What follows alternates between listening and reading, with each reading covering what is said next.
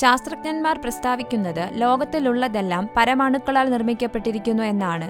അനേക ലക്ഷം പരമാണുക്കൾ ചേർന്ന് ഓരോ മൂലപദാർത്ഥവും അനേക മൂലപദാർത്ഥങ്ങൾ ചേർന്ന് ദൃശ്യമായ ഓരോ വസ്തുവും ഉണ്ടാകുന്നു. പരമാണുക്കളാൽ നിർമ്മിതമായ വസ്തുക്കൾ വ്യത്യസ്ത ആകൃതിയും രൂപവും കൈക്കൊള്ളുമെങ്കിലും അന്തിമ ഘടകമായ പരമാണുക്കൾ നശിക്കയില്ല എന്നാണ് ശാസ്ത്രജ്ഞന്മാർ പ്രസ്താവിക്കുന്നത്. ഉദാഹരണമായി, ഒരു മാവ് വൃക്ഷത്തെ സങ്കല്പിക്കുക. വൃക്ഷം വെട്ടി വിറകാക്കുന്നു. വിറക് തീ കത്തിപ്പാൻ ഉപയോഗിക്കുന്നു. വിറവ് തീക്കനലും ചാരവുമായി തീരുന്നു.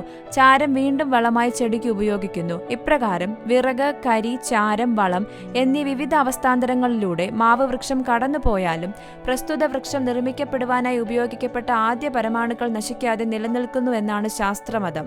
അത് ശരിയെങ്കിൽ കാട്ടുമൃഗങ്ങളാൽ കടിച്ചു കീറപ്പെടുകയോ തീയിൽ ദഹിക്കപ്പെടുകയോ മത്സ്യങ്ങൾ വിഴുങ്ങുകയോ ചെയ്ത വിശുദ്ധന്മാരുടെ ശരീരത്തിന്റെ അന്തിമ ഘടകമായ പരമാണുക്കൾ നശിക്കാതെ പ്രകൃതിയിൽ തന്നെ ലയിച്ചു ചേർന്ന് കിടക്കുകയാണ്. അവ എവിടെയെല്ലാമായാണ് സ്ഥിതി ചെയ്യുന്നതെന്ന് സർവശക്തനായ ദൈവത്തിനറിയാം.